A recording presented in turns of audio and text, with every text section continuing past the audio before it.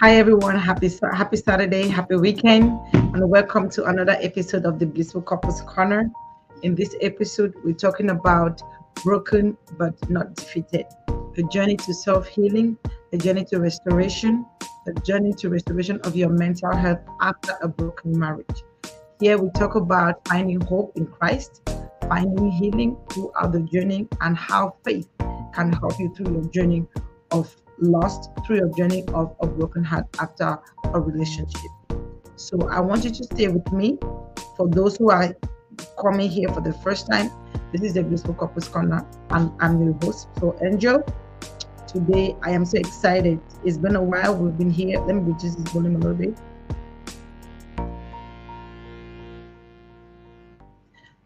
It's been a while that I came live.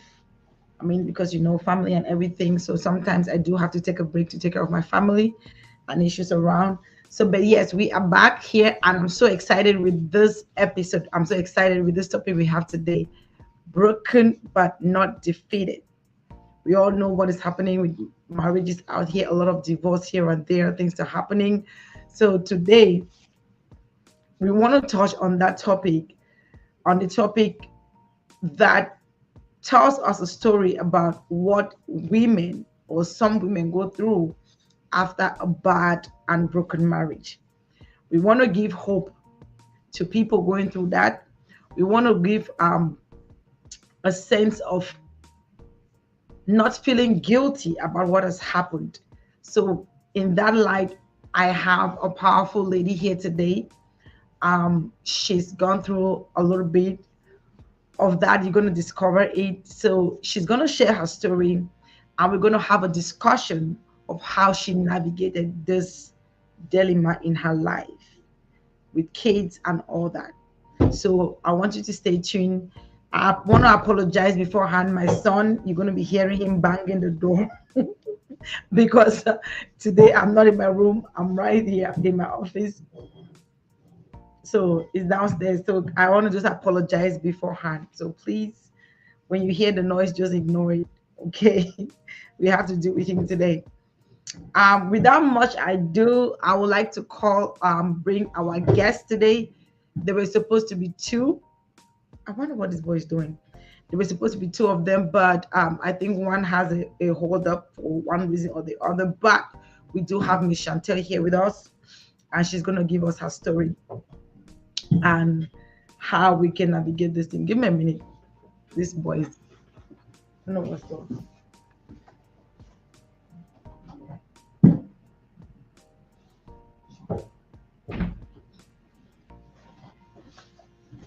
on. Sorry about that. So let me bring Miss Chantal and let us begin. Stay tuned. And please share the link as you come in. Hi, Miss Chantel Williams. Hi, Solange. How are you? I'm good. I'm good. How you doing? I'm doing well, thank you. All right. I'm so glad you're here today. I'm honored you Thank you answered. for having me. All right. I'm glad you I'm honored that you took time to come. I know you're busy. We've been trying to get this for a while, but we finally had the time today. So this is Miss Chantel. I'm gonna have you introduce yourself to the audience. And please, as I said, when you're coming, share the link and let us know where you're watching from. So Miss Chantel, go ahead and introduce yourself to the audience. Thank you. Hi, so my name is Chantel. I'm calling from Crystal Lake, but I'm currently in DeKalb with my fiance. So we're spending a little bit of time together. But it's nice to see everyone. Thank you, thank you, thank you. And say hi to your fiance for me. I will. I'm sure he's gonna hear.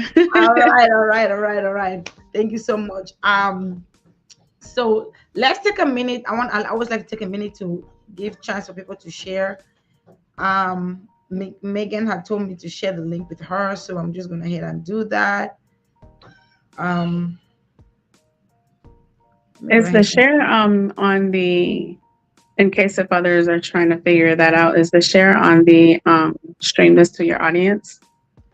Yeah, I'm on Facebook. You can Okay. share it from your Facebook. You can copy the link and share it to your friends. Actually, let me do that. Let me share it with you.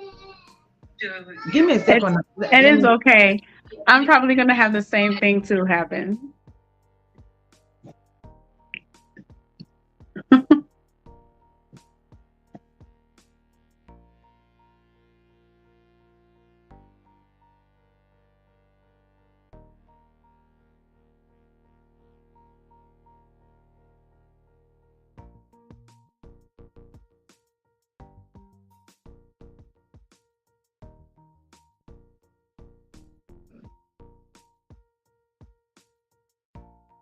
Um,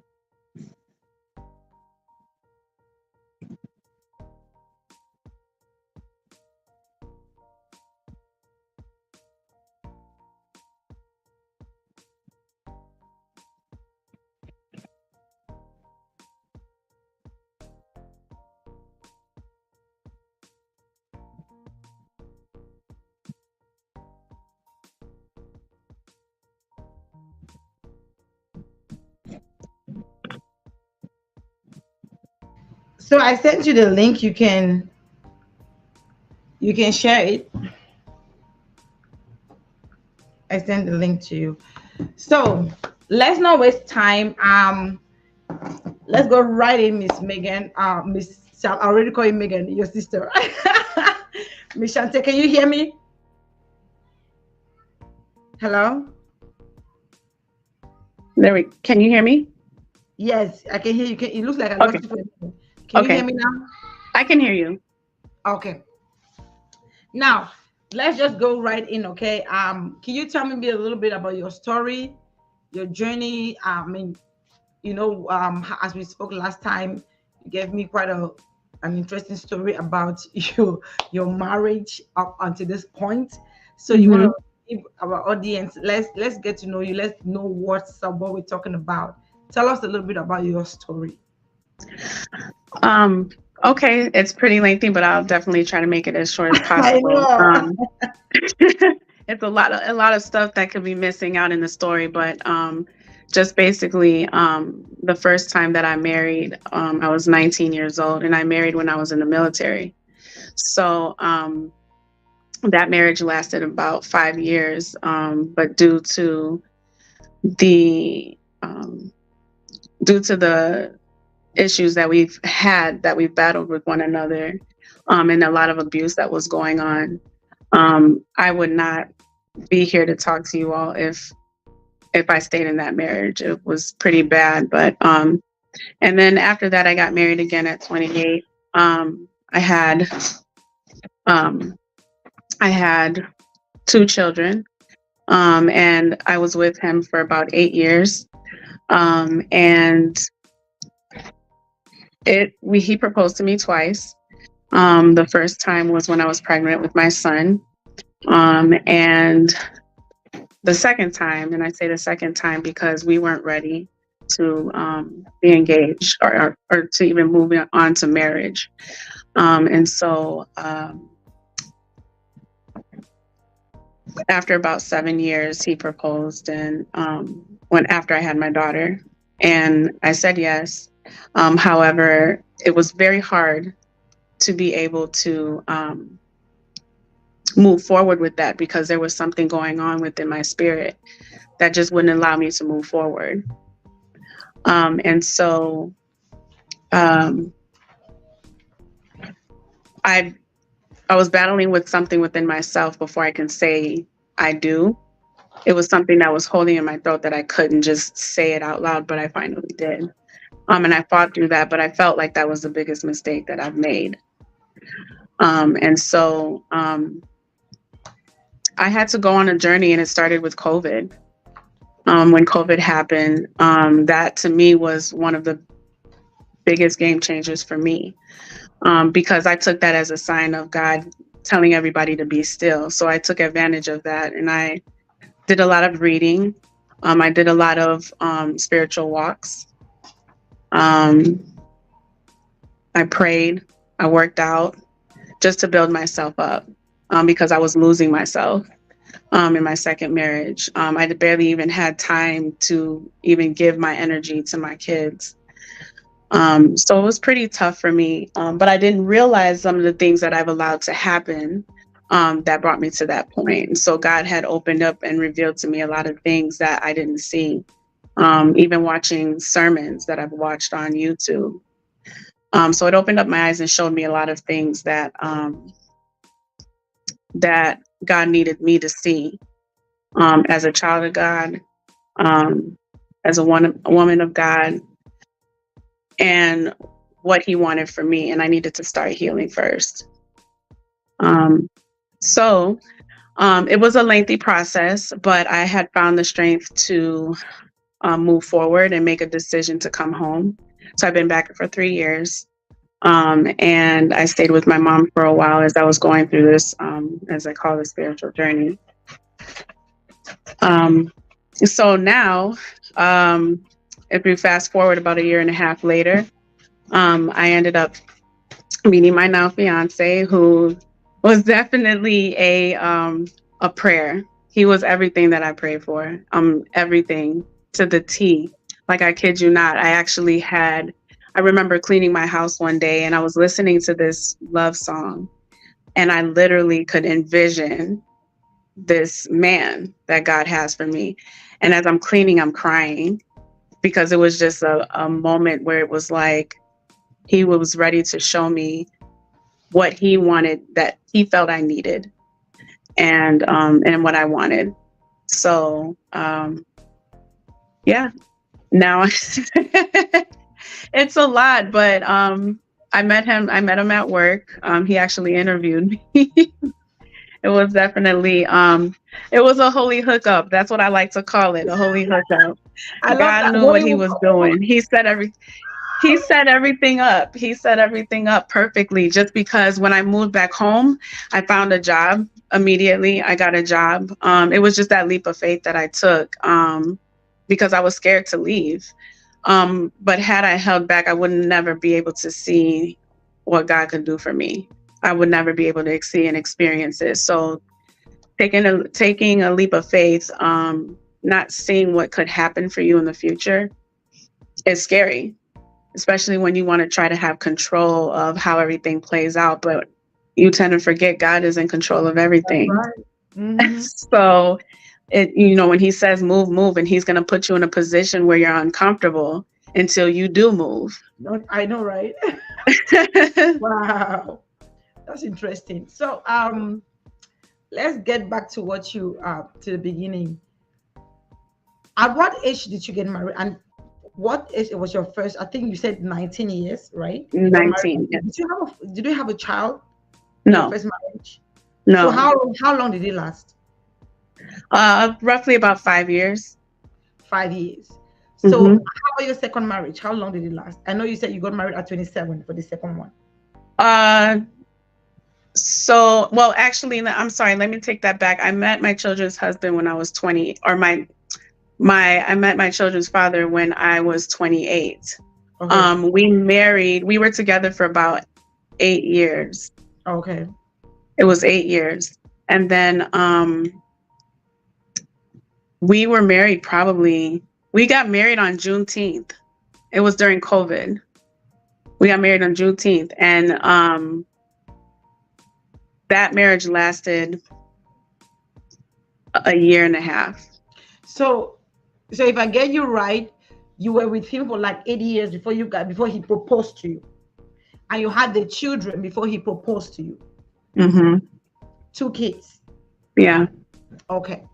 So would you at what when you got in your first marriage, did you know what you were getting into, or it was just out of excitement? Was there a trigger?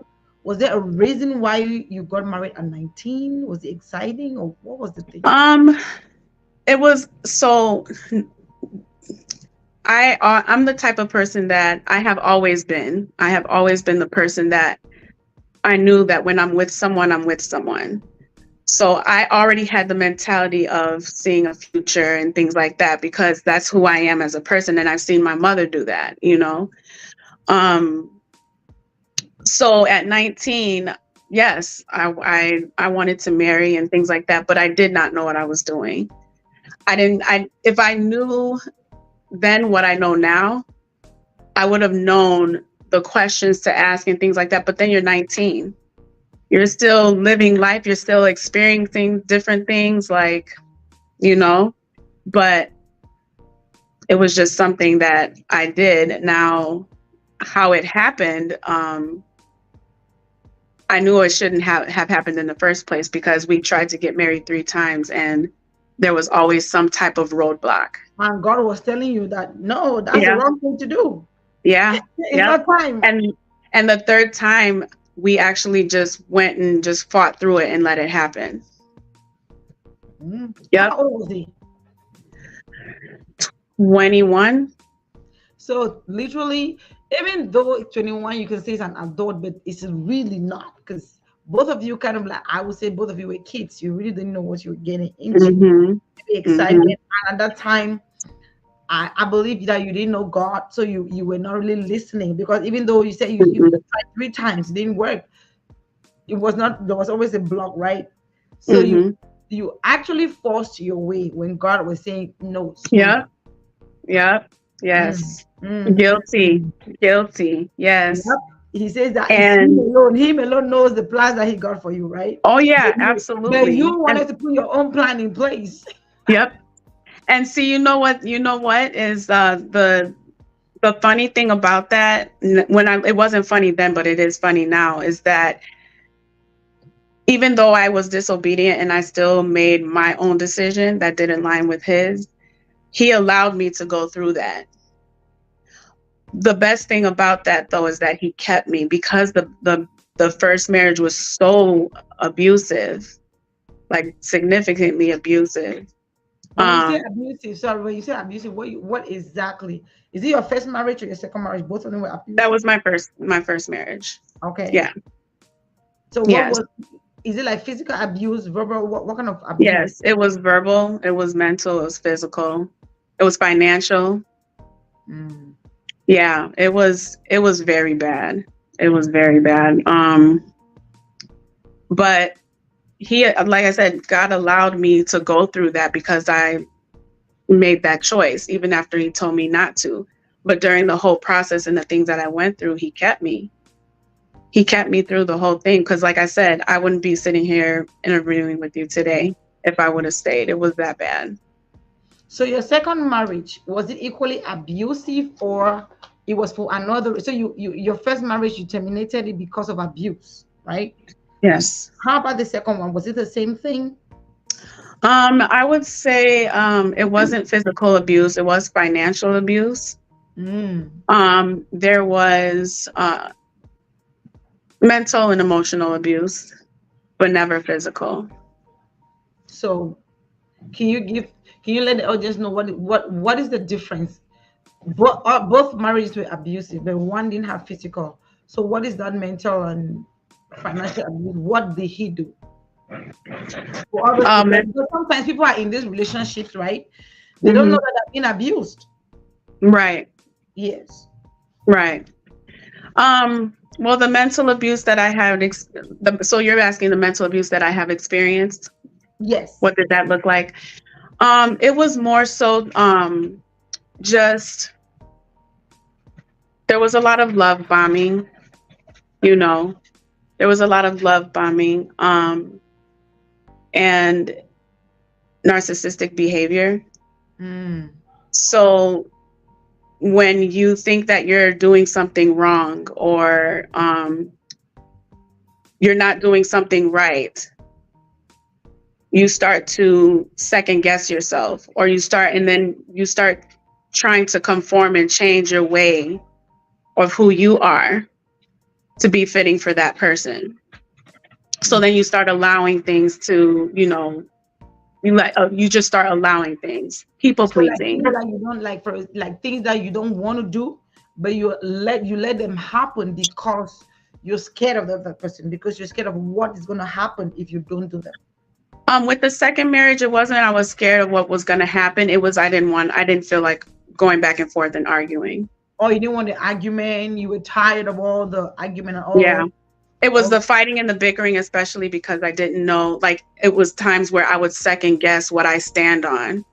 because of the manipulation, right? Mhm. So when they manipulate you and like make you think that, like stuff like saying, "Oh, um, you don't love me because if you did, fill in the blank," Oh. things like that. So um, it was just kind of like trying to play the victim. Mm-hmm. So yeah. So I Mm. and in all of that with the mental abuse, I've lost myself, not just physically, but I've lost myself emotionally, mentally. Hmm. So, at what point in that marriage, right, did you say, "Hey, it is time for me to get up"? What gave you the courage to do that? It was my sister. When I was talking to my sister, because I three-way call my mom and my sister all the time. So my sister sent me a sermon called Anchored, and it was uh, it was a very powerful sermon because it what it did was it had me self-reflect. So not just looking at the situation that I'm already in, but looking at myself, which basically meant that I needed to look at within myself to find out, what am I doing that's not of God?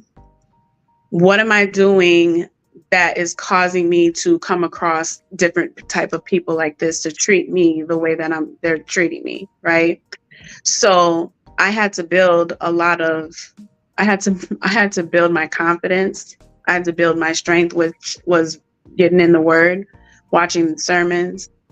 Um, I I had to put in the work and look at myself. So it was all about taking accountability. Wow.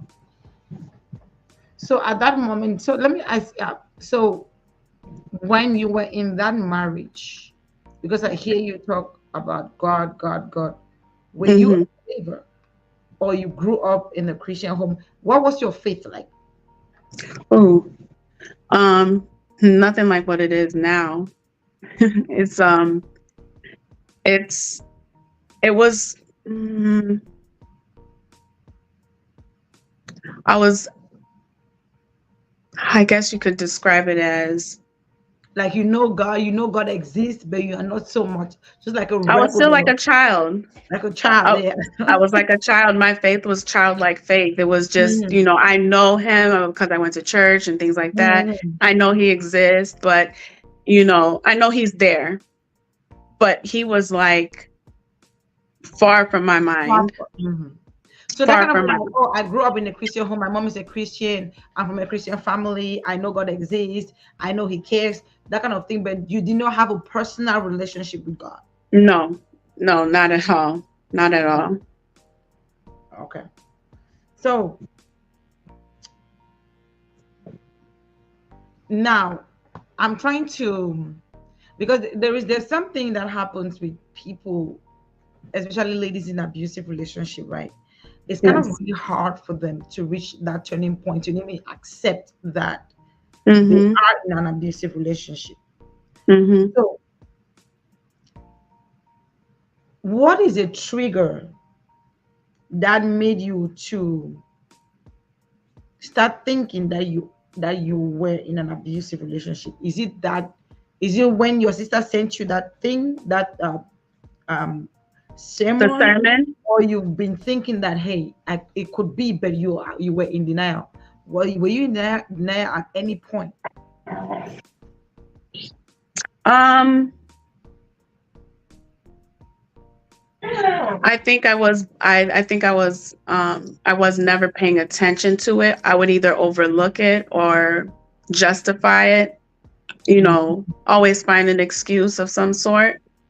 Um, but I don't think I really put two and two together, even though I knew what abuse looked like.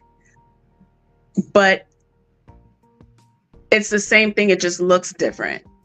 So it was almost like, well, at least he doesn't put his hands on women, Mm. right? But all this other stuff, like follows, but I never really paid attention because I'm just like I'm see, when the enemy knows that you are a genuine, pure, kind person and you're loving and you're giving and all of that is natural, that's something that he'll prey on you about and then start to make people take advantage of you and take your kindness for weakness. And see, even though I'm still that same person, I've learned a lot from that. You know, having to pay attention to how, you know, people are treating you and things like that, and how that man treats you and what is he saying and all those, you know, we have the tendency to also want to fix broken people when we don't even realize we're broken too. You're broken, yeah. That's right. Two broken people can't fix So two now broken people. you cannot give what you don't have. You cannot give what you don't have. If you don't have love, you can't give love. If you are Yeah. not healed, you cannot give healing. Yep. It's just as simple, right? Yeah, Half full or absolutely. part of an empty cup. There's no way. Absolutely. We're empty. And that was it. Yeah, that was it. I was pouring so much, but nothing was, I was on E. Like literally, I was on E to the point, like, I guess when I stress, I lose weight. And I can't eat. I can't eat. I'm stressed. I'm running on E, literally. Oh, I guess at one point you're like, no, I don't even have the strength to even talk. Do whatever you want to do. So I wouldn't want to argue. So that's why I was just like, okay, whatever. Or just to make that person happy. But that was all wrong. That so was in all your wrong. first marriage, right, where there was physical abuse, what made you to leave? My children. Your first marriage? No. My second marriage. Oh, and my first marriage? I'm talking about your first marriage, where you said. Oh, my first marriage. Yes. I couldn't deal with it anymore because literally, the last time, we had a disagreement. He threatened me.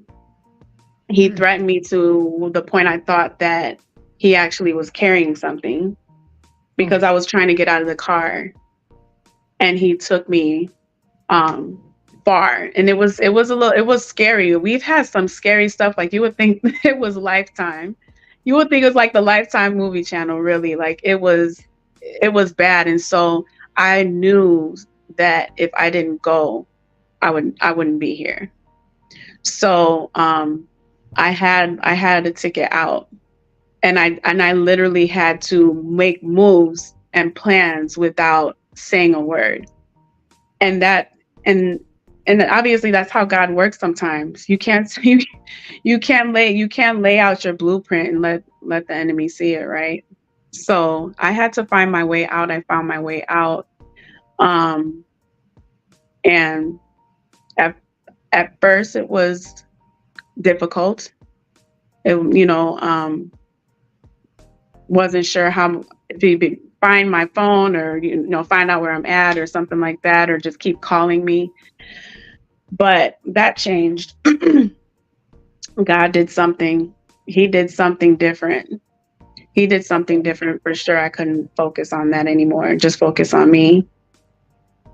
So when you were in that relationship, that was in all those two marriages, both your first and second, did you at any point tell anybody, like a family member, or confide in somebody what your husband was doing? Because that's kind of the thing that a lot of women don't do. They stay in that pain. Yeah. And before you know, it's too late. So did you talk to someone? Did somebody know you were going through that kind of abuse? No. And I've talked to my mom about it a while ago, a long time ago. We talked about it, and she's like, I didn't know that he did it, and I didn't know, and I was like, yeah, I thought I told you. And the crazy thing is, I'll speak for myself, but I also know some other women who are DV survivors have mentioned, like, they think that something has happened, or they told somebody and they didn't. It would more so be like, a close friend. So I had a close friend that I would confide in and things like that. Friend, I put air quotes on that because, um, but I would confide in her and all these other things. But I thought I would tell my mom some stuff. I thought I would say some things that was going on, like, oh, we're having a disagreement, but I didn't never say the whole thing. So yeah, she even told me, like, if I would have known, I would have came and got you. Exactly, because that's the thing. We don't say anything. Then when it's bad, sometimes I mean, women have died in abuse. Hmm. Women have died in marriages like that, right? They Hmm. die, then that's when we start realizing that hey, they were going through stuff. Right. Some of Right. them even tell them that okay, this is what is happening. Yeah.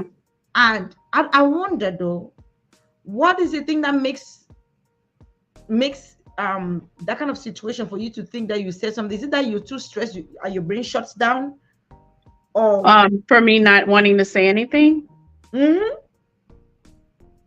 are you You know what? I afraid? was in it alone. So most of the time, like women would, women who's going through DV situations, they kind of just, they're in this tunnel, in this hole in the fetal position by themselves. So they're experiencing by the things by themselves. They don't want to tell anybody about it because it's embarrassing, all those other things. And again, but behaviors like that is nothing but the enemy keeping you in bondage, because as soon as you feel that way, he wants to keep you in the darkness and then start to feel sorry for yourself, or keep having people continue to hurt you, and things like that.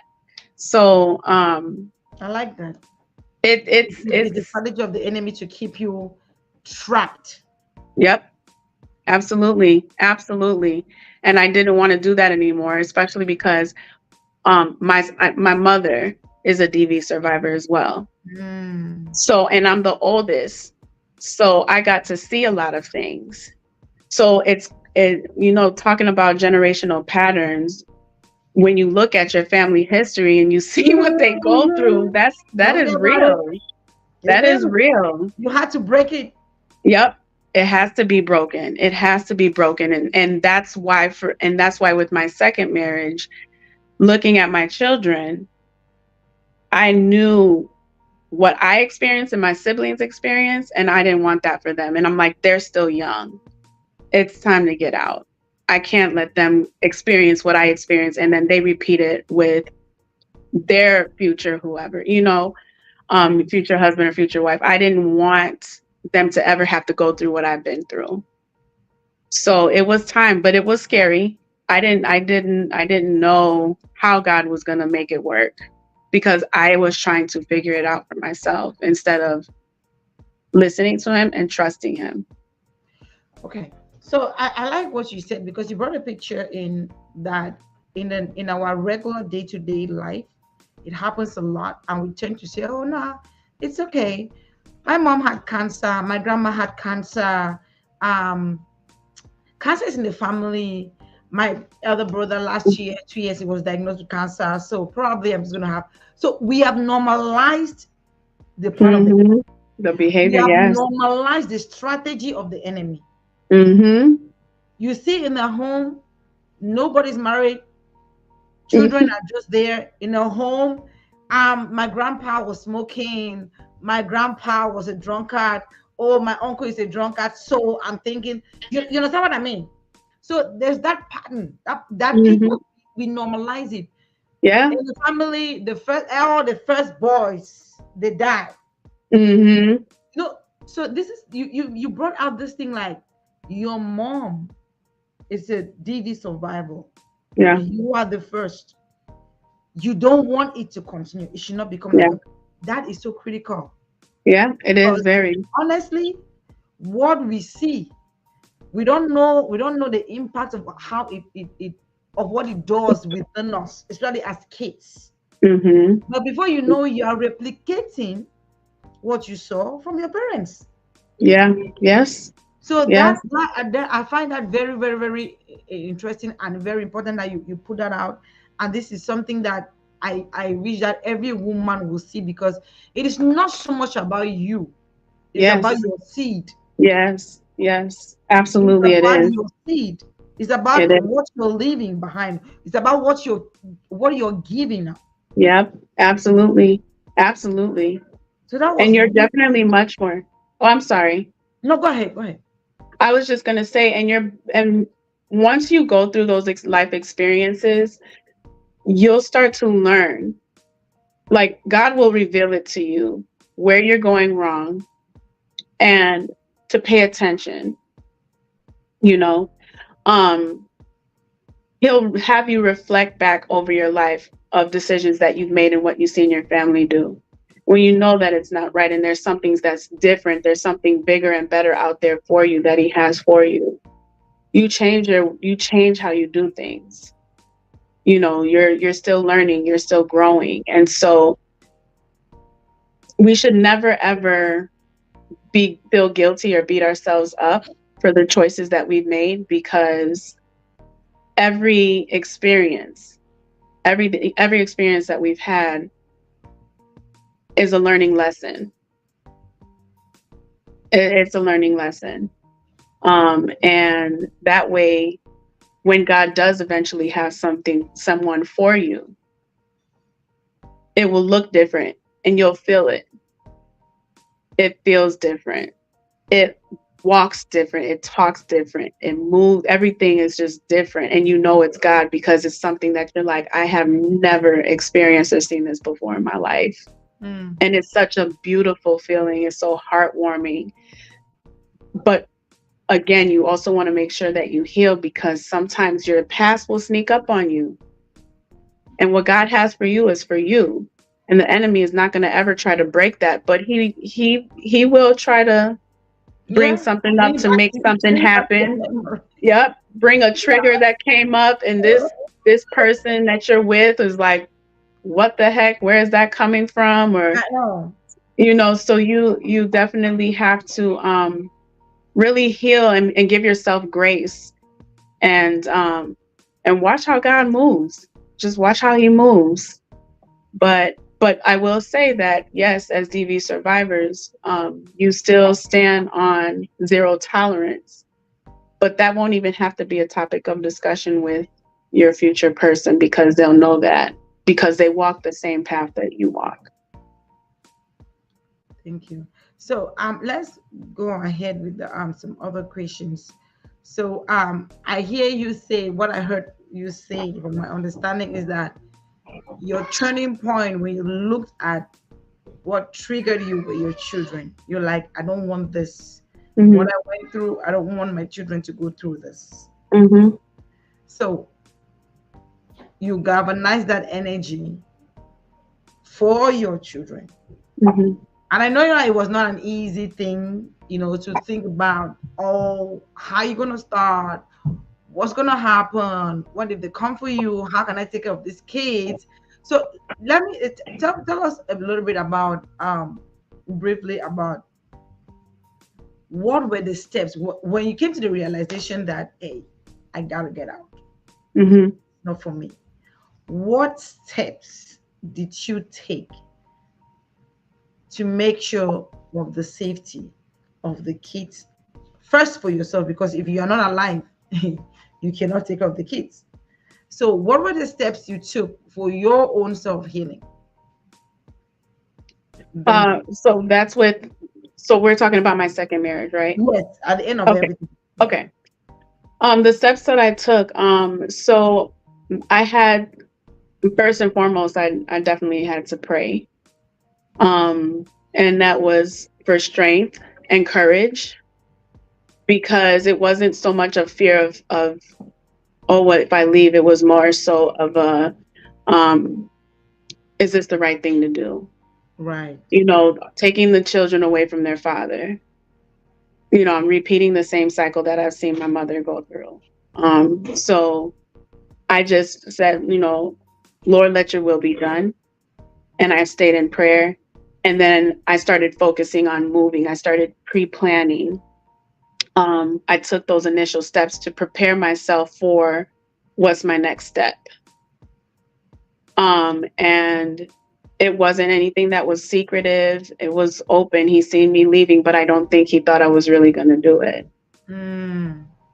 And so, and he cried. And, again, when you're that person, that kind-hearted person that, your significant other is emotional, and especially if you've never seen him cry like that before, You're tempted. you're like, maybe I can. But I was like, no, I have to stand strong on, like, God literally, he literally came through even before I even left. He showed up before I even left. It was one of those things where he was like, I got you. I'm providing for you. This is what I have for you. And then it got to the point where I was like, I can't now, I can't only let myself down or my children down, but I can't let God down, because he already blessed me before I even moved. Mm. So I packed up and I went, and I had a good friend of mine who flew from Texas and came to Washington and drove there with me. And she asked me, because I would see, we had like a cameras at our house, and I would see him, like, see what he's doing. Because another thing I feared was, what if he hurt himself? That's And another see, thing. Exactly. and he would say those things. He used to say those things a lot. But is it not just like the blackmail, trying to gaslight you or something? I feel like that's a strategy for them to, Oh, and my first husband said that to me too.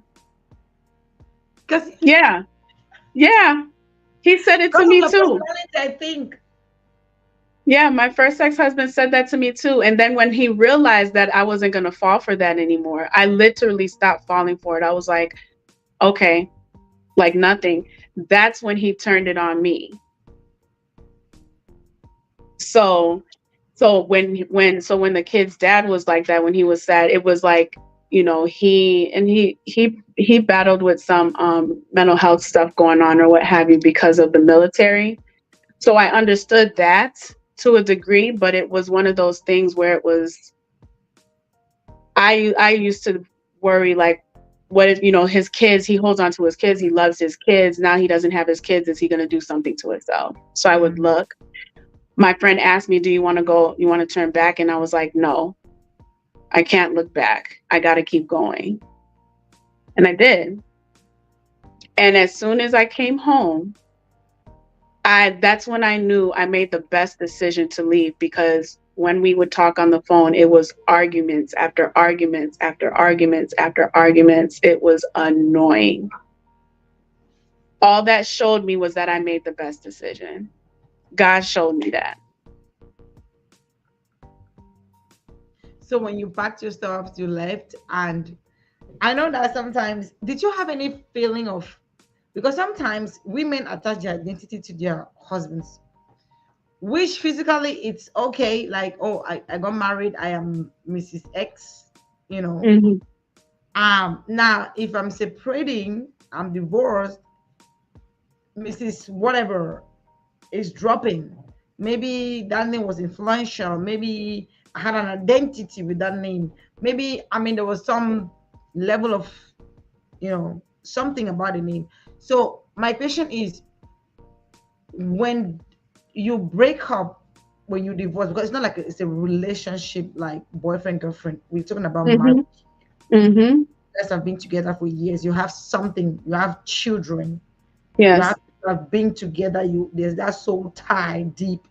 So did you feel any sense of losing some of your identity? Because it's like, did you feel like you lost part of you after all these years? What were your feelings? Right after I left. Yes, after the marriage. Oh, I immediately went to counseling. So yes, I started peeling off the old me. Um, I didn't feel like I lost a part of me. I actually felt like a weight was lifted off of my Lifted off. shoulders. Wow. It felt like a weight was lifted, even though to a degree I still had, because it's not like all the weight. I say most of the weight was taken off my shoulders, because I was still getting the phone calls. So it was just still, but at least it was like I'm away, because this was more so, it wasn't just the fact that we were physically separated, but it was also the spiritual separation. I Right. needed to I needed to get away from that dark spirit that I was around because it Mm-hmm. was sucking everything out of me. So I didn't feel like I lost a part of anything in regards to that. I was in a much better headspace. It just required me. I needed counseling. Firm believer on that. Taught, and I was thankful for having the counselor that I have now because, or had because she's a spiritual person. So that's important to me. She believes in God, you know. So, and it was a great match. My sister referred her. She was great. She was great, but it was a huge healing process, and learning about setting boundaries for myself and setting boundaries for the other person. Um, so it was a lot. It was a learning experience, and I'm still learning. I'm still learning. You know, um, but it wasn't hard. It wasn't something that was difficult for me after I separated. So I guess you were so much into, I mean, you were like fed up with everything in that marriage. You just wanted so much better. Yes. Because I know that um why some women are scared to lose a lot because of their connection, their identity with the man, but you felt like that man was choking you up. You felt like when you left, a burden left you. So let me ask you a question. When you were, did you have a job? Like, were you stable? Because I know most of the time, the reason why a lot of women think too much is because they're like, financially, how am I going to do with these kids? How am I going Mm-hmm. to take care of them? How am I going to do this? How am I going to feed? You know what Mm-hmm. I mean? So, where were you financially Before leaving? I left, Yes. um, well, I I actually I was blessed financially. I mean, everything when I was preparing to leave, um, when I was preparing to leave, everything was already set up. Before then, it wasn't. There was a lot of there was a lot of things that needed to be taken care of. I was working, and he was going to school, or no, he stopped going to school. He wasn't working. He wasn't able to. So um, I had to basically hold everything down as much as possible. Although he did help, but financially, it was not where I wanted it to be. Um, but God made it work some way somehow. But before I left, he set everything up together perfectly. I know it's There was some well. things that I had to prepare for, like I could not let him know that I Okay. was holding money. Hmm. You know, And I you think don't that's let the them. thing that it becomes difficult for some women to do because they don't have the financial capacity to leave the man. So it's like they're Yeah, bound to stay there. But yeah, you were working, you had your, I remember you said you had a job, and before you left, where the city you were going to at the state, you already had a job there. God blessed you with yeah, a job before you moved. yes, yes, So you yes, moved because of that. absolutely. Yes. Why you were thinking, because you told me why you were thinking about movement or whatever to get away, God provided that job for you. Everything. It was Everything. a domino effect. Yes. And that's how you knew that God wanted you to move because He Yeah, gave the provision. yes, yes. He Wow. did. And everything was on time. It was like everything I worried about, he answered. The It was like answer is boom, boom, boom, boom. Um, so yeah, when he says move, you have to be obedient and move. You know, he does so, order your you steps, know definitely. the interesting thing, right? The interesting thing when we're talking about in this conversation is the power, the faith Yes. that you had. So because you kept saying that God said move.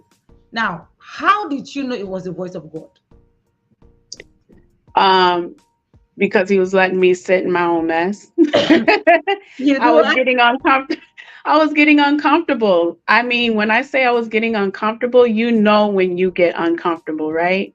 So Mm-hmm. you have when you're uncomfortable, but you can still tolerate it, right?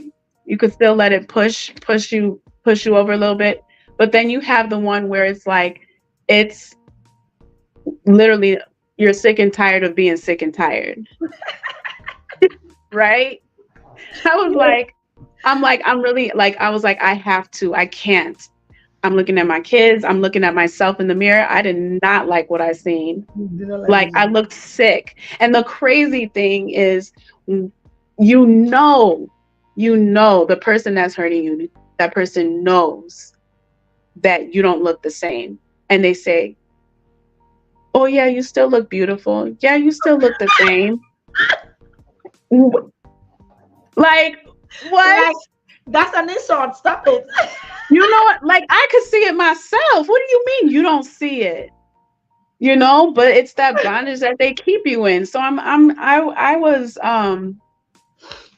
I just I was tired. I was sick and tired of it. I was just like, I cannot lose myself. My babies need me. I That's the was point. My babies need me because guess what? You die, mhm, another person is going to raise those kids, and you don't know mhm. who is going to do that. Yeah.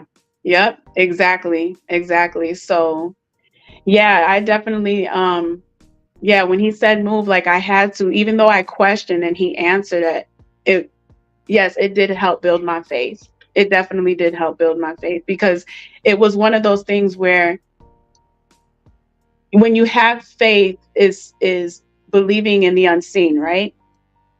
But for me at that moment, because I was so afraid and I'm like, I know you can provide, but I just I just need a word, I need a sign, I need something. It was one of those things where it was like, I'm God forgive me for saying it like this. I don't mean it like this, but prove it to me. Mm. I needed him to prove it to me because I was so afraid and I've never tried him like that before. It's like I believe in you, but I never tried you like that before. So I need to know that you're gonna I need to know I'm gonna be okay. My kids are gonna be okay because especially when I seen how it happened with my mom, right? How Mm. that played out. Um so yeah, I had to take that step out on faith and trust him, and that's hard, but So kind of like you you you you you knew that God got your back, but you wanted evidence, just like God, please forgive me. Not like I'm doubting, just like Gideon said in Judges. Father, it's not like I'm doubting you, okay? But if mhm, you know that I'm gonna defeat these people, do this for me. Show mhm, me a sign. So you kind of like asked a sign because yeah, normally it comes to a point in your life that you need signs, right? yeah, You oh don't yeah, just go blindly. yeah, You need signs. So you need God to yes, show you a you sign. do, And I think that that's one of the things that we as Christians too, sometimes we fail to ask for signs. mhm, You want to get married, we don't ask for signs. mhm, You don't know who you're getting married to. Is that the person? Did you ask for right, the sign? If I ask you that, did you ask God for the sign mhm, for getting married to your first two husbands? I'm sure you're going to say no. But mhm, now, based on what we discussed earlier, everything that you asked for as sign, God showed you in your current fiance, right? yes, So yes, we miss things because we don't ask for signs. And the mhm, good thing that I got is that by then the change that you had is that in your trial, in your most difficult situation, in your reality, mhm, you found truth. yes, And that is absolutely. what gave you that confidence. That is what gave you that confidence. You say, God, it's not like I'm testing you, it's not like I'm doubting, but I'm sorry. If you know you got my back, prove it to me. I just needed that. And you know what? The best part about that experience is that even with the challenges that I faced with my son, who has special needs, I sometimes my faith does start to fall. Yeah. there's situations that is so scary and things like that, but then when I think back and I'm like, you did it for me before, you'll do it again. You do it again. I've seen you do it before, I know you'll do it Mm-hmm. again. Mm-hmm. And I have to keep saying that to myself a lot. I don't say it to myself all the time, which is why it's good. It's like when you work out and you work out with weights, Boom. right? 2 more Right? minutes. You're building your muscles, right? But if you're not doing it, if you're not consistent and you're doing it every now and then, you know what the weights are for, you know what they do, but your muscles aren't strong enough to, like, you're not consistent with it. Mm-hmm. So that's what I need, is I need to be in my word consistently. I need to speak life, when I'm going through things, or I have situations with my children that's going through things. I have to speak life and continue that, because that's when the devil have you doubting. Right.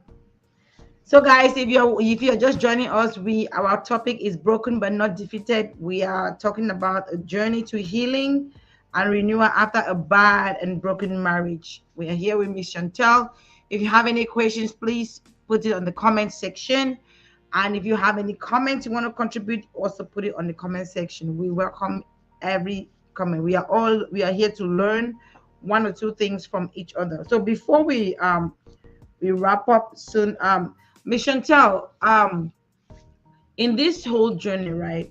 Yes. What was the most surprising thing that you learned about yourself that you did not know? Wow. um I'm stronger than I think. I'm stronger than I think, and God knows it. He knows And it. most women don't know they are.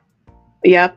He knows it, because again, when you look back over your life and you look at what God has helped you through, like some people, I had just recently had a conversation with someone about this, is that when they say God will never give you more than you can bear, even when you put your own self in that situation, it is true, because maybe something that I have experienced and you haven't, you could say, girl, I don't know how you would have did it, because I would have fill in the blank. You Right. know what I mean? Mm-hmm. So, but even though I'm stronger than what I think, I'm wiser, because now I know that even though I'm stronger than what I think, what I will and will not tolerate, I know also I don't have to fight for my peace. I don't have to argue about, like, stand on what I say and keep it moving. You just have to You learn know? how to be firm, stand Yes, on what you say, yes, yes. and not And because negotiable. you are strong, you are strong. You're not. See, the enemy will weaken your spirit, your thoughts. He'll weaken your faith. With different things, doubts, and all that other stuff. And don't go back to that. You're stronger than that. You're so much stronger than that. And he knows it. But of course, he also knows that once you get out of that hole, you are going to be unstoppable. That is the You thing. are going to be God, you said it. unstoppable. You said it. I was watching Yes. the one of God the other day. She said the same thing that you said. Mhm.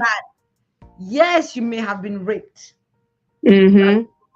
Yes, your marriage may have been a mess. Yeah. You may have been an abusive marriage or whatever you're thinking like you're the worst person. And guess what? The reason you're there, the devil wants you to stay there because he Yeah. knows if you get out and know the Yep. truth, you're gonna be somebody else. Yep. That is the Absolutely. reason he wants to keep you there. Yep. That's the reason why he will manage. There's that spirit in these abusers. They know how to lament. They know how to cry. Mhm. They know how Mhm. to plead. And the cycle, the yo-yo effect keeps going back and forth. They will beg and plead and beg you.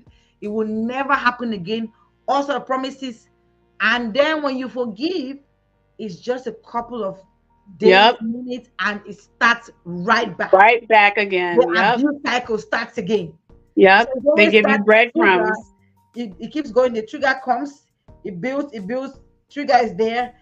Then it escalates. Then the cycle of reset comes back. They beg. It's the same thing. Yeah. All abuse, Yes. if you look at, is the same pattern. The same. Absolutely. Absolutely. Absolutely. It's like you So say, that's well, why it's you cannot important. go out of it. Yep. It's important for both women and men, because men go through the same thing too. It's Yeah, just yeah. not talked about much. Right. So, and especially because they'll be looked at Yeah, differently if they were going through abuse. But it's important for men and women to know who they are and know their worth, you know, and stand on that, not compromise.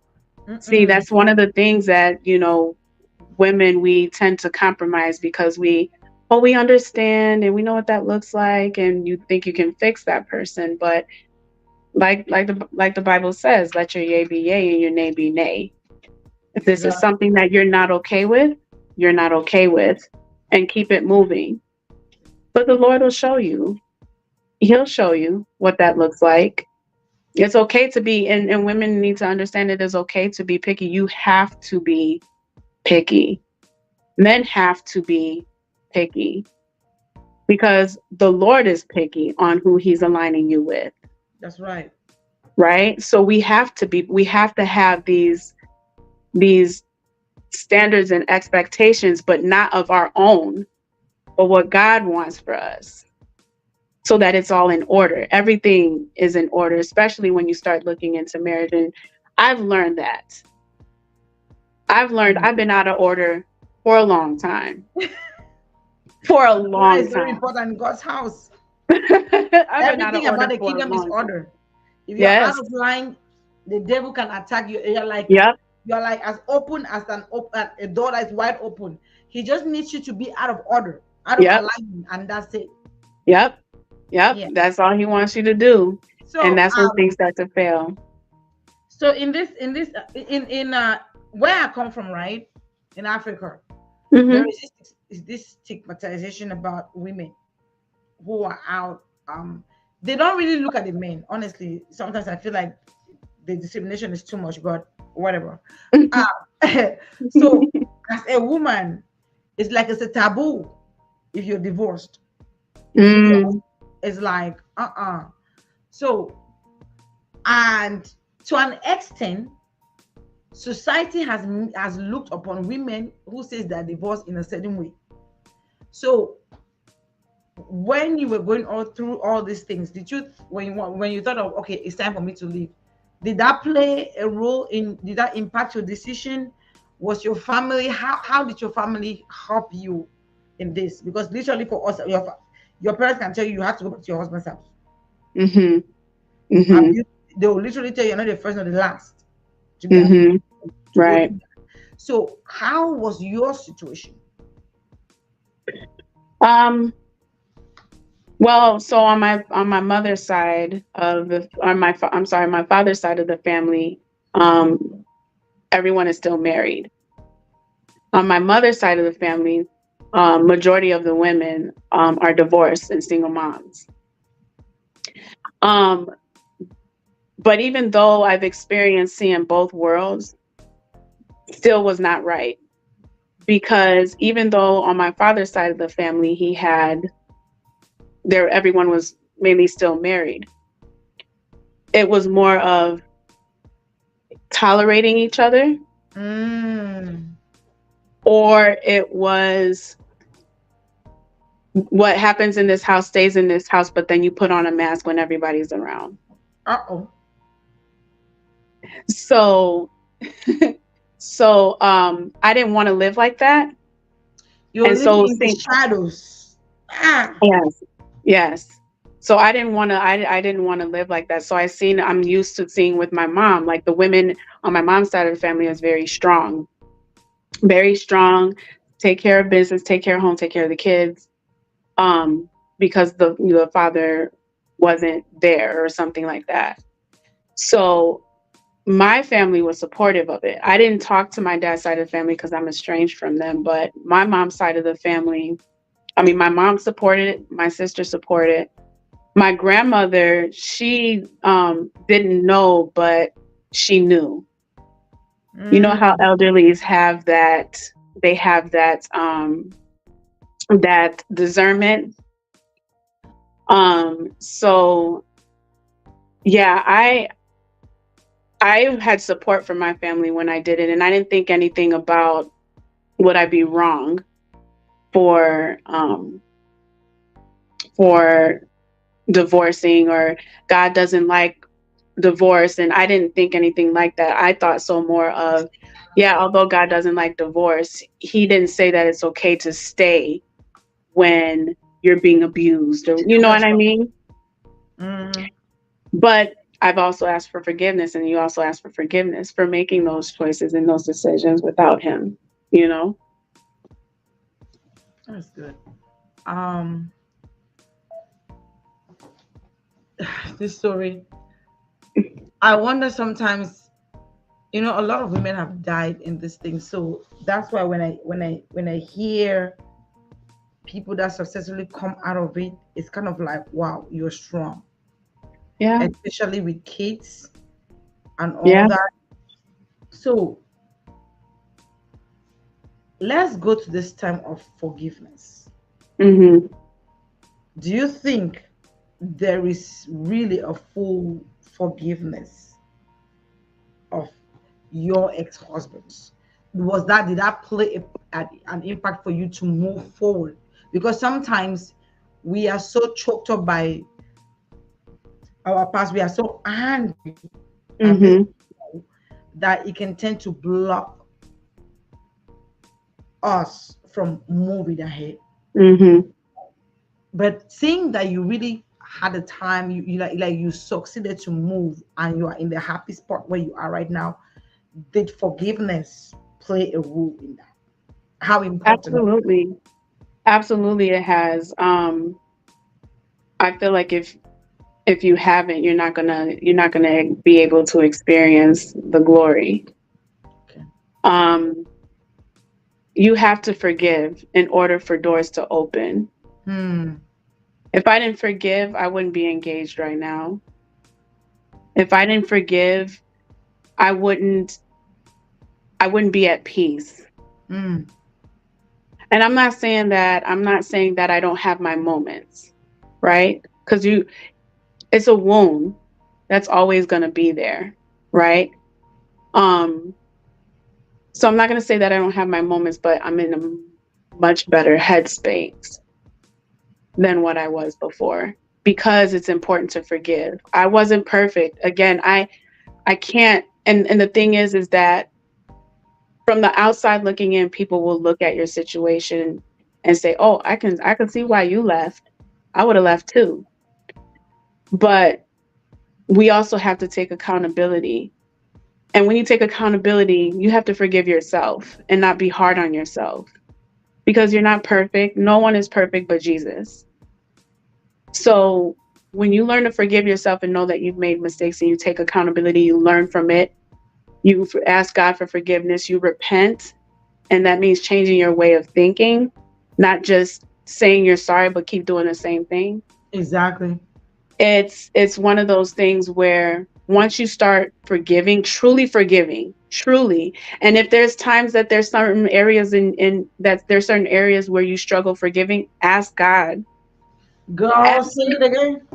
ask God to help you Hmm. uh forgive this person for this, what they did to you in this area, or Father, forgive me because I'm still struggling with forgiving myself Right. for not letting this, pray and ask him and he'll help you with it. But as long as he knows if you're being true and genuine about what you want from him.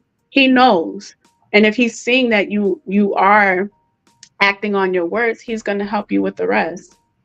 So forgiveness is very important, because if you don't forgive, you will be held in bondage. You'll never be able to see and experience what more God has for you. Wow. Forgiveness. If you don't forgive, you'll be held in bondage. And that will block you from seeing what God really has in store for you. Hmm. And that's what even in the Bible he says it. If you're offering your gift, you remember you've heard somebody you have a problem with your brother, go back, make peace. The peace is not that you physically want to give something to God, but it's like happiness, just like you. There is something in store for you. I have something in store for you. But until you make peace behind there, I Mm-hmm. cannot give it to you. Mm-hmm. I Amen. cannot give it to you because it's not like you were all perfect though. Like you said, Right. you have your own things that you did, and you took accountability for that. Yeah. So it's not like Yeah. he was the only one doing something, but there's certain things that you did that he didn't like to, and that's one thing that people don't like to admit, right? We always Mm-hmm.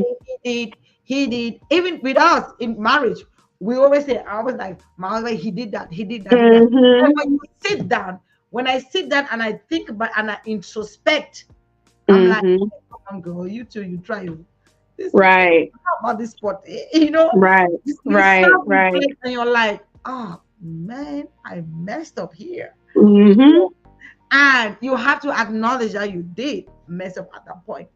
Because if you don't, number one, you are not being truthful to yourself, and you're going to Right. keep repeating, even in your next marriage. If you did not Right. take time to introspect and identify where you erred in your Mm-hmm. relationship, now you'll be repeating the same mistakes. Yep. So it's also a Absolutely. learning process, and forgiveness, like you said, is very vital, but it's difficult. Yes. That is what holds Yes. people down. Yes. It is. It's difficult, but it's necessary. It's necessary. It's It's difficult, necessary. but it's very necessary because um even like you said, some people in marriages, some people some couples, they just barely tolerate each other. Mm-hmm. But the forgiveness is not there, people struggle with. And for me, to be honest with you, that's one of the things that I struggle with, Yeah. because I get, and at a certain point, when it's so, it builds up at a certain level, it becomes resentment. You start resenting people, you start resenting Yes. your husband, you start resenting your family, you start resenting your in-laws. And honestly, it's choking, like it is really choking. And at Yeah. one point you're like, you have to really sit down and like, why is this thing taking my peace? You know Because why? Because you end up forgiveness resenting is something that yourself. will take your peace Yeah. away from you. Yeah.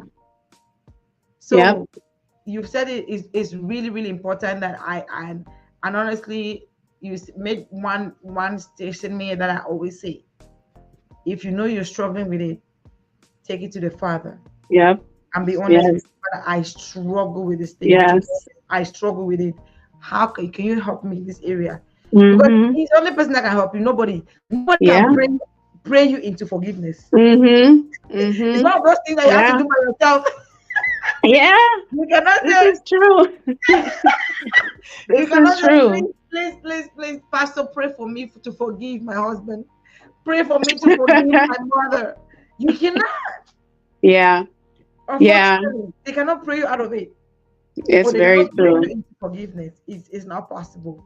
So It's you just have true. to do it yourself and pray to the Father to help you, Holy Spirit to help you. That is it. And it's in the place of prayer. Truly, truly, if you're a child of God, as you keep praying and keep staying in the place of prayer, that is how God starts to break down your heart. He starts Yep. to break your heart. He starts to break it. He starts to break it. And before you know it, I mean, it's not going to be like a one day thing. It's Right. going to be a Right. journey. It's going to be a Absolutely. journey at a time.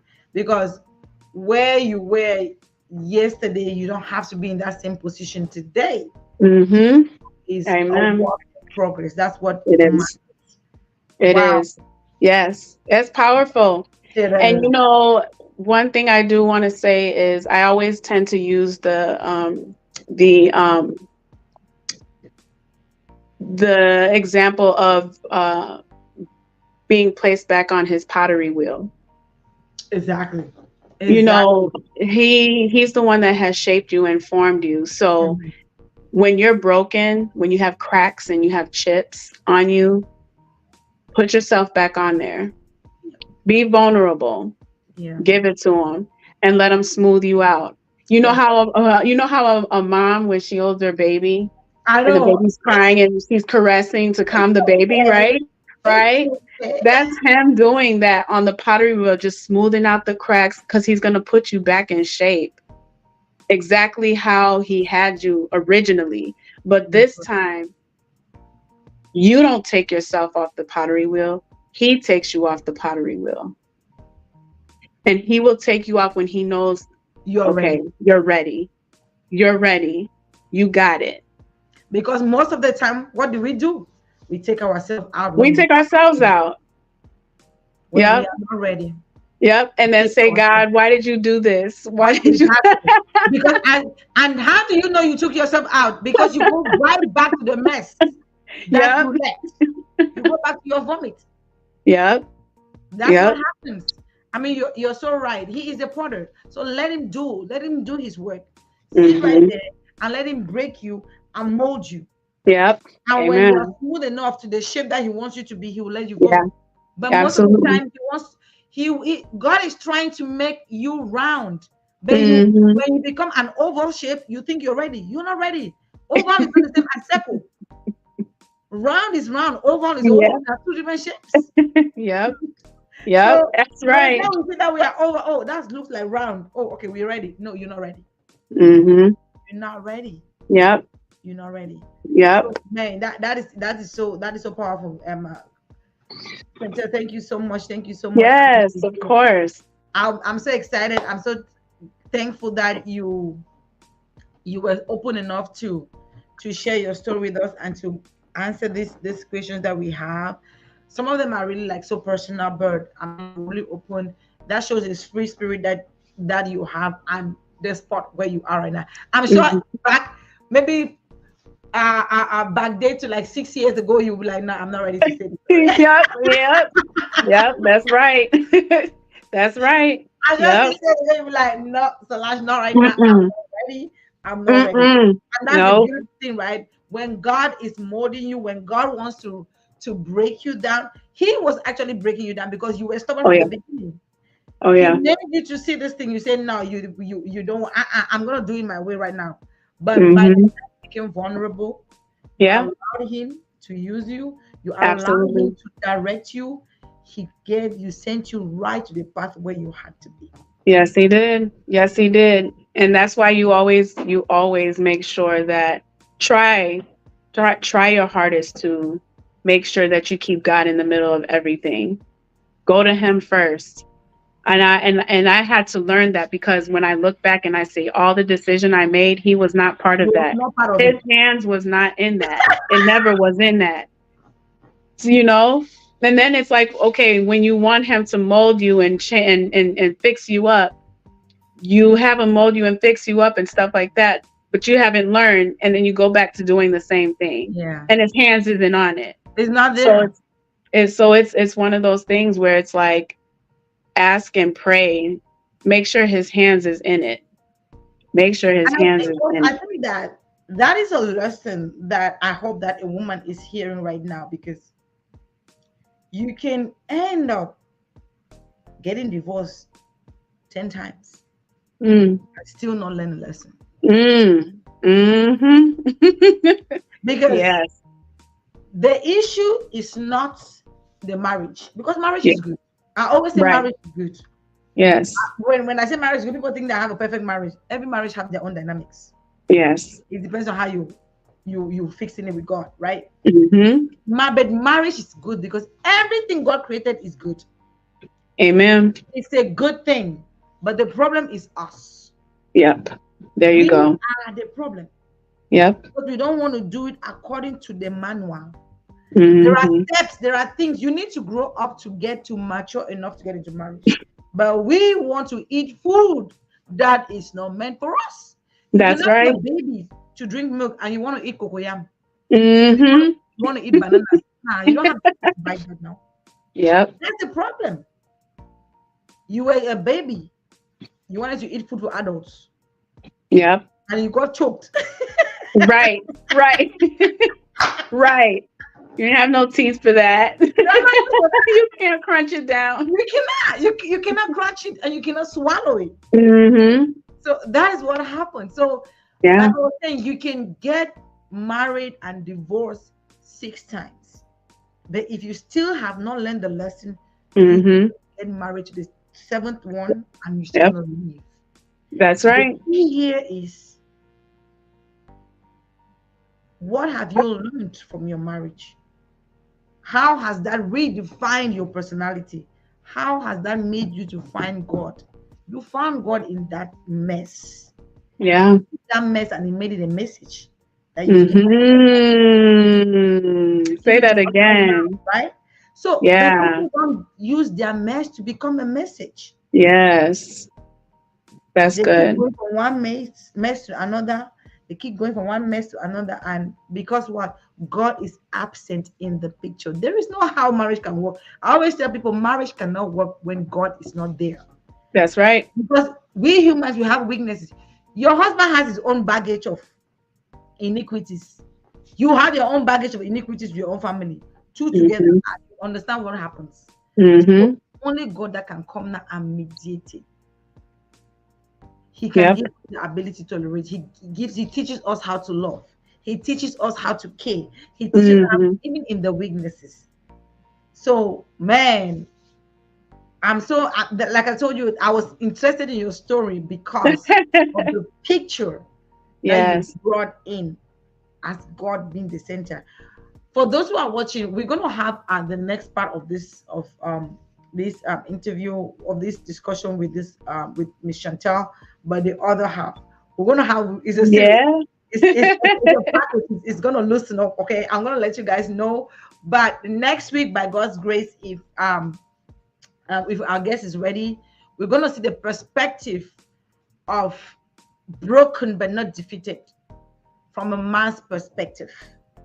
From a man, because most of the time we think that, oh, it's a woman, she's fragile. No, men go through these things too. Mm-hmm. Some of them are even worse than us, because men, they tend to shut down when that Mm-hmm. happens, and we tend to kind of like open up and find solution. Mm-hmm. So we're gonna get the this same story, but the aspect from a man's perspective. Then we're gonna get the blissful end of the story to close it up, right? So Yes. Yes. Miss Chantel, I just want to thank you so much. But Thank before we go, you. I want you to give. I want to tell. I want you to talk to any woman going through something like this. There's a lot of divorce going on here, in the world right now, both in the Western world and Africa. A lot going on. We don't know for what reason. Dynamics changing.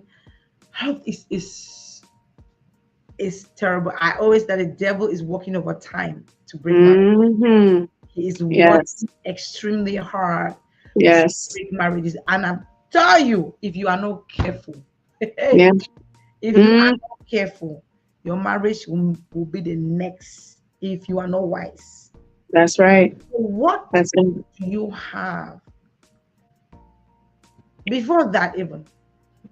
What would you have done different if you knew what you know now? Well, first and foremost, um, because I've found God. Um, I've learned to use the gift of discernment that He gave me. Um, Pay attention, and use the knowledge and wisdom that I have.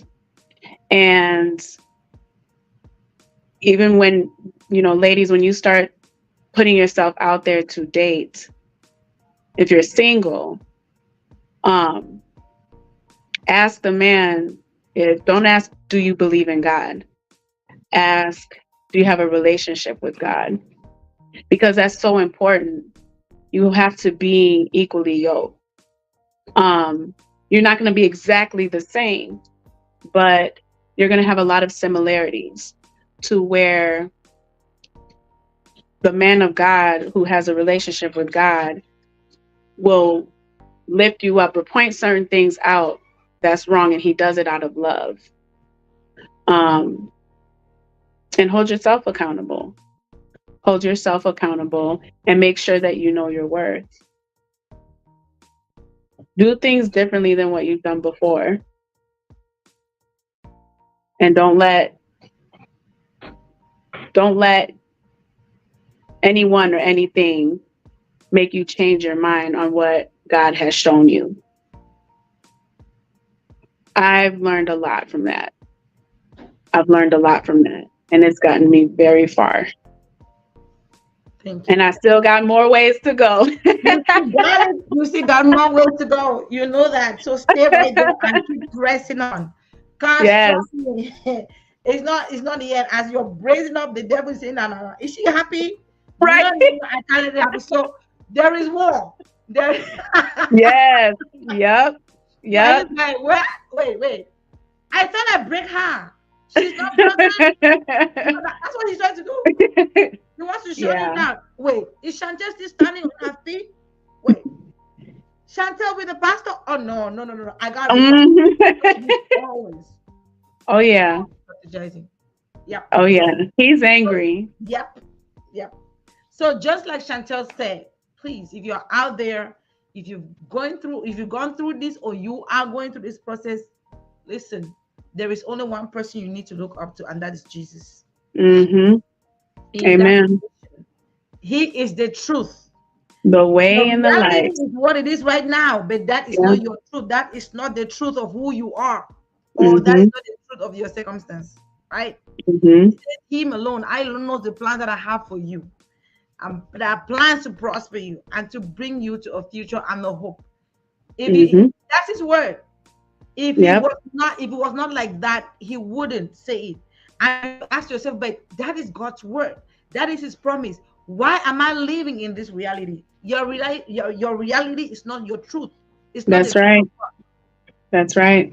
I was saying today to my women that there is a difference between truth and reality. Hmm. We always think that Hmm.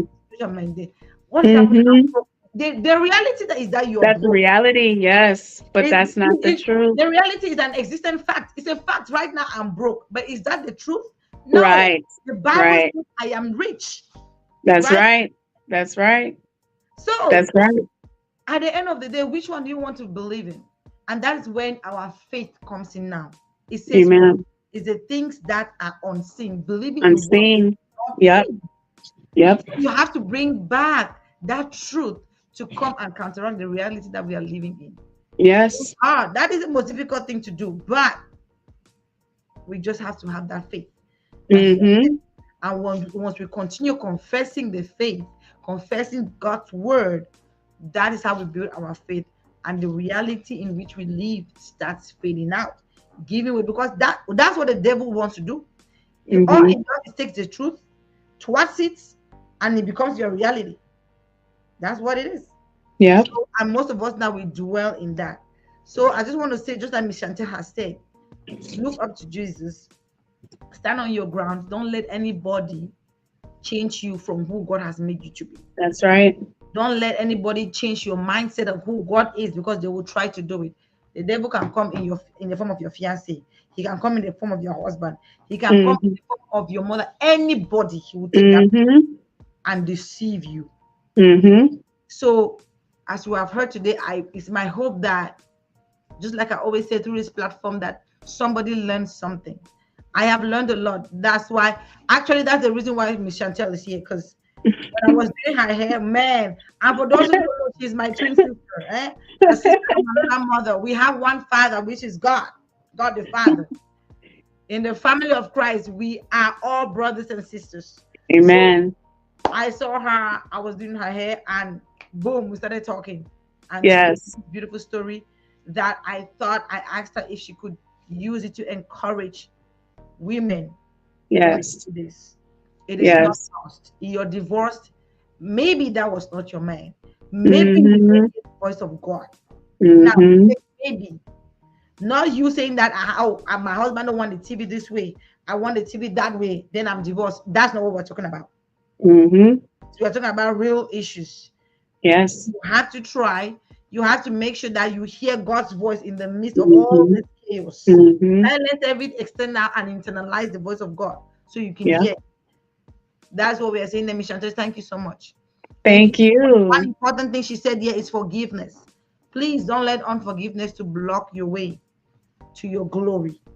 She said Yes, that. that's right. Don't That's let right. it block your way to the greater glory that God has for you.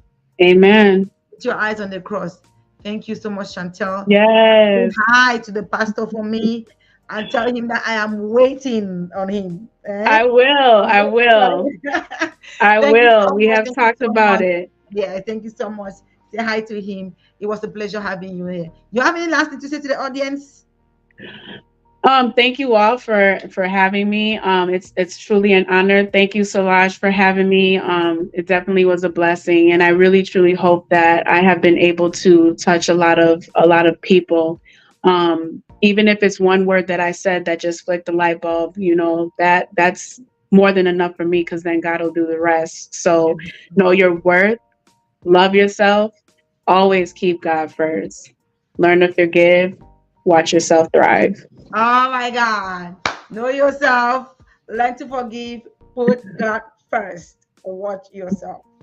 Thank you so much, Chantel. Thank you. No problem. Thank you. You take care. All right. All right, people. It was a pleasure to have you here.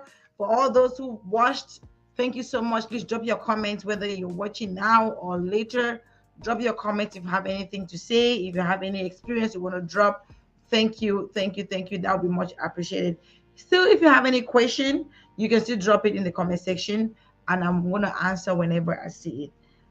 It was a pleasure to be here with you today, and of course, I am your humble host, and I will see you next week. Okay, thank you.